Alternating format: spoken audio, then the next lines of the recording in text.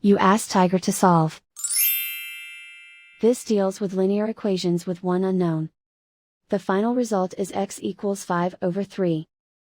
Let's solve it step by step. Simplify the expression. Simplify the arithmetic. Group all constants on the right side of the equation. Add 20 to both sides. Simplify the arithmetic.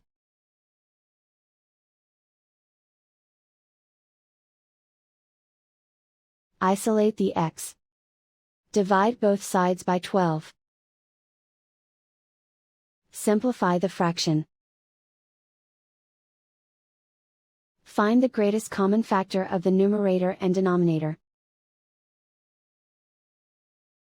Factor out and cancel the greatest common factor.